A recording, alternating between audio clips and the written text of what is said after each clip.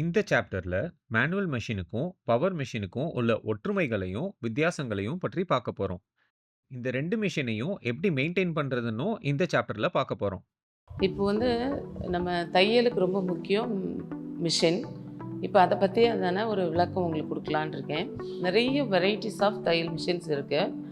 அதாவது எப்படின்னா மேனுவல்லையும் நிறைய வெரைட்டி இருக்குது, பவர் மிஷினும் நிறைய வெரைட்டி இருக்குது. மேனுவலில் பார்த்தீங்க அப்படின்னா இது கொஞ்சம் பெரிய மிஷின். இதை விட சின்ன சைஸு நமக்கு கிடைக்குது. இது போக மேனுவல்லையே நமக்கு வந்து ஓவர்லாக் பண்ணுறது, ஸோ இந்த மாதிரி எல்லாம் எக்ஸ்ட்ரா மிஷின்ஸும் நமக்கு இருக்குது. அதே மாதிரி பவர் மிஷின் போனீங்க அப்படின்னா நிறைய ஃபேஷன் மேக்கர்ஸ் மிஷின் இருக்குது. அதாவது ரெடிமேட் ஸ்டிச்சஸ்ன்னு சொல்லுவாங்க. நிறைய டிசைன்ஸ் அந்த மாதிரி மிஷின்ஸ் வெரைட்டிஸ் நிறையா இருக்குது. பட் பேசிக்காக நம்ம தையல் கற்றுக்கணும் அப்படின்னு சொன்னால் இந்த 2 தையல் இயந்திரத்தை பற்றி நீங்கள் தெரிஞ்சுக்கிட்டாலே போதுமானது. அதாவது ஒரு manual machine and power machine. So இந்த மேனுவல் மிஷினுக்கும் பவர் மிஷினுக்கும் உள்ள வித்தியாசம் என்னென்ன அப்படிங்கிறத நான் முதல்ல சொல்லிடுறேன். அதாவது மேனுவல்னால் எல்லாமே நம்ம வந்து கைனால் தான் நம்ம வந்து செய்யணும். பவர் மிஷின் அப்படிங்கும்போது நமக்கு லைட்டாக லிட்டில் பிட்டு ப்ரெஸ் பண்ணால் போதும். அடுத்தது மேனுவல்னால் நம்ம ஒரு ட்ரெஸ்ஸு ஸ்டிச் பண்ணுறதுக்கு ஒரு 1 hour ஆகுது அப்படின்னா பவர் மிஷினில் அப்படியே நமக்கு சரி பாதி ½ an hourல என்ன செய்யலாம்னா அதை நம்ம முடிச்சு கொடுத்துடலாம். இதில் வேறு என்ன வித்தியாசம் இருக்குது அப்படின்னா அந்த மிஷின்லேயே பார்த்தீங்க அப்படின்னா என்னென்ன வித்தியாசங்கள் இருக்குது அப்படின்னு நான் சொல்கிறேன். இதில் வந்து உங்களுக்கு மேனுவல் இது. ஸோ இதில் வந்து என்ன இருக்கும் அப்படின்னா இதுதான் வந்து கை சக்கரம்னு சொல்லுவோம், ஹேண்ட் வீலு. இந்த ஹேண்ட் வீல் தான் எல்லா கண்ட்ரோலுமே, இந்த ஃபுல் மிஷின்ஸோட கண்ட்ரோலே இந்த ஹேண்ட் வீலில் தான் இருக்குது. இதை வந்து நம்ம தான் இயக்கணும். இதை இயக்கும்போது கீழே வந்து ஃபுட்டு இருக்குது. ஸோ இதில் நீங்கள் பெடல் பண்ணிங்க அப்படின்னு சொன்னால் தான் நமக்கு இந்த தையல் இயந்திரம் அப்படியே இயங்கும். இது லைட்டாக ரன் பண்ணிவிட்டு அதுக்கப்புறமா பார்த்தீங்க அப்படின்னா தான் நம்ம பெடல் பண்ணணும். அந்த காலத்தில் முதல்ல மிஷின் வரும்போது கீழே வர்ற பெடல் ஸ்டெப்பு வந்து இருக்காது, இது மட்டும்தான் இருக்கும் நமக்கு. அப்போது இந்த கைனால் சுற்றிட்டே அப்படியெல்லாம் தூக்கிட்டு போய் அப்படியெல்லாம் கூட ஸ்டிச் பண்ணாங்க. பட் இப்போது இந்த மாதிரி ஃபுட்டு கீழே பெடல் பார்ட் வந்ததுக்கப்புறம் நமக்கு இன்னும் கொஞ்சம் ஈஸியாச்சு. ஸோ இதை அப்படி பெடல் பண்ணிவிட்டு இது பண்ணும்போது மிஷின் ரன் ஆகிடும். ஆனால் இதில் வந்து பார்த்திங்க அப்படின்னா அடுத்தது இந்த ஃபுட்டு இருக்குது பாருங்கள், இதை நம்ம தான் வந்து லிஃப்ட் அப் பண்ணணும். ஸோ இது நம்ம தான் என்ன செய்யணும், இறக்கணும். அடுத்தது பார்த்திங்க அப்படின்னு சொன்னால் இதில் வந்து ஆயில் போட்டு மெயின்டைன் பண்ணணும். ஆயில் எப்படி போடணும் அப்படின்னா இதிலே நம்ம ஆயில் அப்படிங்கிற வந்து ஒரு லெட்டர் பொறிக்கப்பட்டிருக்கு. பக்கத்தில் சின்ன ஹோல் இருக்கும். நீங்கள் எங்கெல்லாம் ஹோல் இருக்கோ அந்தந்த ஹோலில் நீங்கள் என்ன செய்யலாம், ஊற்றலாம். 1 drop 2 drop அந்த மாதிரி நீங்கள் பண்ணாலே போதுமானது. கீழேயும் அதே மாதிரி தான், கீழேயும் இங்கேயும் இருக்குது. இந்த இடத்துலையும் இந்த ஹோலில் நீங்கள் போட்டால் போதுமானது. ரெகுலராக காலையிலேருந்து நைட்டு ஸ்டிச் பண்ணுறோம் அப்படின்னு சொன்னால் தினமும் எண்ணெய் போடுறது நல்லது. இல்லை ஒரு நாளைக்கு ஒரு 2 hours மட்டும் நம்ம தைக்கிறோம் அப்படின்னு சொன்னால் ஒரு வீக்லி ஒன்ஸு இந்த மாதிரி எண்ணெய் போட்டுட்டிங்கன்னா பெட்டர். எண்ணெய் போடும்போது நிறைய பேர் தேங்காய் எண்ணெய் பயன்படுத்துவாங்க. ஸோ அந்த மாதிரி தேங்காய் எண்ணெய் மட்டும் போட்டிங்க அப்படின்னா எறும்பு இந்த மாதிரி பூச்சிகள் வர்றதுக்கு வாய்ப்பு இருக்குது. அந்த மாதிரி இல்லாமல் நம்ம அதோட என்ன பண்ணுவாங்கன்னா இந்த பூச்சி வருதுன்ட்டு 2 சொட்டு மண்ணெண்ணெயை சேர்த்துருவாங்க. ஸோ அந்த மாதிரி நம்ம சேர்க்கக்கூடாது. ஏன்னா இதில் உள்ள பார்ட்ஸோட தேய்மானம் ஆகிடும். அதனால் மிஷின் ஆயில் அப்படின்னே கடையில் கிடைக்குது.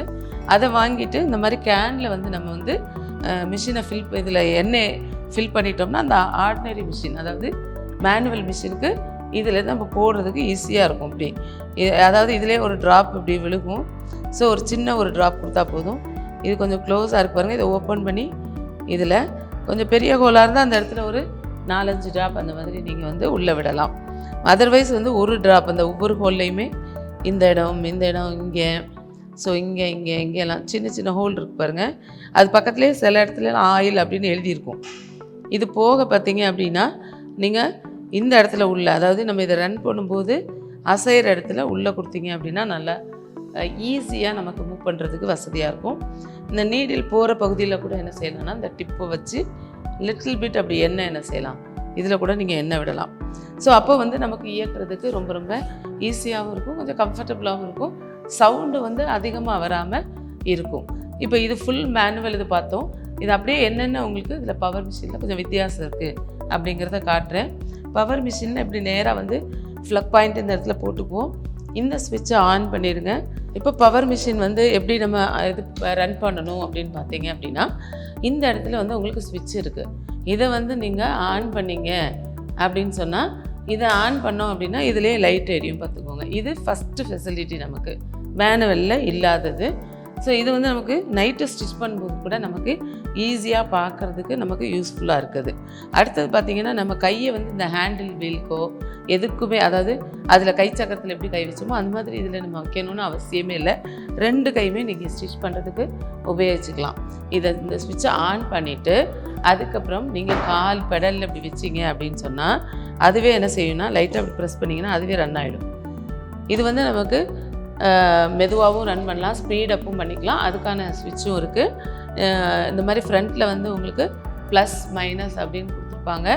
அதில் வந்து உங்களுக்கு நம்ம ப்ளஸ் அழுத்தினோம் அப்படின்னா ஸ்பீட் ரைஸ் ஆகிடும், மைனஸ் பண்ணும்போது ஸ்பீடு வந்து கொஞ்சம் கம்மியாக இருக்கும். இதில் அடுத்தது இன்னொன்று என்ன அப்படின்னா, நம்ம அதில் வந்து டெய்லி என்ன போடுறது, வீக்லி ஒன்ஸ் என்ன போடுறது, இந்த மாதிரியெல்லாம் அதில் பார்த்தோம். இதில் வந்து நமக்கு மொத்தமாகவே என்ன இந்த ஹெட் பார்ட்டுக்கு கீழே, அதாவது இதை அப்படி ஓப்பன் பண்ணிட்டீங்கன்னா இதுக்கு கீழே அப்படியே ஒரு டேங்க் மாதிரி இந்த இது இருக்கும். இதை வந்து அந்த டேங்க்கில் வந்து அப்படியே ஒரு 3/4 லிட்டர், அதாவது 750 ml வந்து நம்ம அப்படியே மிஷின் ஆயில் ஊற்றிட்டீங்க அப்படின்னா போதும். கிட்டத்தட்ட அது ஒரு 1 month 2 months நம்ம எப்போயாவது ஸ்டிச் பண்ணோம்னா 2 மாதத்துக்கு மேலே கூட வரும்.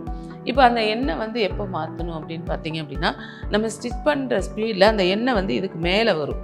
ஸோ இது மேலே வரும்போது அது கலர் மாறி நமக்கு தெரிஞ்சுது அப்படின்னு சொன்னாலே அந்த எண்ணெயை நம்ம மாற்றிடுறது நல்லது. இல்லை 2 months ஒன்ஸ் மாற்றிடுறது பெட்டர். அதுக்கப்புறம் நம்ம மாற்றா விட்டுட்டோம் அப்படின்னா அதை க்ளீன் பண்ணுறதுக்கு ரொம்ப கஷ்டமாக போயிடும். அடுத்தது பார்த்திங்க அப்படின்னா, இப்போ இந்த எண்ணெய் ஊற்றுற மெயின்டெனன்ஸ் இதில் இல்லை. ஸோ நமக்கு இதை வந்து ரன் பண்ணுறது வந்து ஈஸியாக இருக்கும். அதே மாதிரி ப்ளஸ் பண்ணிவிட்டு ஸ்பீட் ரைஸ் பண்ணிட்டோம் அப்படின்னா இன்னுமே தைக்கிறதுக்கு இன்னும் கொஞ்சம் குயிக்காக முடிக்கலாம். நம்ம இதுலேயும் பாபின் வைண்டர் இருக்குது. இதில் வந்து பாபின் சுற்றணும் அப்படின்னா இதிலே நமக்கு வைண்ட் பண்ணிடலாம். இந்த இடத்துல த்ரெட்டு கட்டர் கொடுத்துருப்பாங்க புதுசாக, அதில் வந்து கட்டர் இருக்காது, இதிலே கொடுத்துருப்பாங்க. நம்ம அந்த பாபின்லேருந்து வர நூல் அதிலேயே கட் பண்ணிவிட்டு இதில் கோர்க்கலாம். இது வந்து பார்த்திங்க அப்படின்னா ப்ரைஸ் வித்தியாசம் என்ன அப்படின்னா, ஒரு ரொம்ப மினிமம் வச்சிங்க அப்படின்னா 15,000லேருந்து நமக்கு பார்க்கலாம். ரொம்ப ஆர்டினரியாக ஒரு பவர் மிஷின் வாங்குகிறோம் அப்படின்னா ஒரு 15,000லேருந்து வாங்கலாம். இப்போ இந்த மாதிரி ஒரு பிராண்டட் இது வாங்கினோன்னா 20,000-25,000 அந்த மாதிரி வாங்கலாம். இதுக்கு மேலேயும் நமக்கு 50,000 அந்த மாதிரி எல்லாமே நமக்கு மிஷின் லேக் வரைக்கும் கூட இருக்குது. அது வந்து இன்னும் கொஞ்சம் நிறைய ஃபெசிலிட்டிஸ் அதில் ஆட் ஆகிட்டே இருக்கும். நிறைய தையல்கள் போடலாம், நிறைய அந்த பட்டன் அந்த மாதிரியெல்லாம் கூட மிஷின்லேயே பண்ண மாதிரி அது மாதிரி நிறைய ஹை லெவலில் கூட நமக்கு இதிலே கிடைக்கிது. ஆனால் நமக்கு பேசிக்காக கற்றுக்குறோம் அப்படின்னா நமக்கு மேனுவல் ரொம்ப யூஸ்ஃபுல்லாக இருக்கும். அதில் நீங்கள் கற்றுக்கிட்டு, அதாவது மேனுவல் மிஷினில் நீங்கள் கற்றுக்கிட்டு அதுக்கப்புறம் இந்த பவர் மிஷின் வந்தாலே போதும்.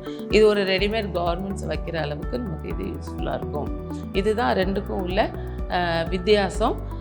இது இப்போது ப்ரைஸுன்னு சொல்லிட்டேன், அதுக்கப்புறம் என்னென்ன ஃபெசிலிட்டிஸ்ன்னு சொல்லிட்டேன்.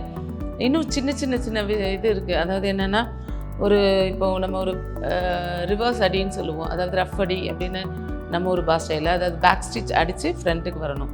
அதுக்கெலாம் பார்த்திங்கன்னா இதில் ஒரு ஸ்விட்சே இருக்கும். இதை லைட்டாக அப்படி ப்ரெஸ் பண்ணிங்க அப்படின்னாலே வந்து அந்த மாதிரி போயிட்டு வந்துடும்.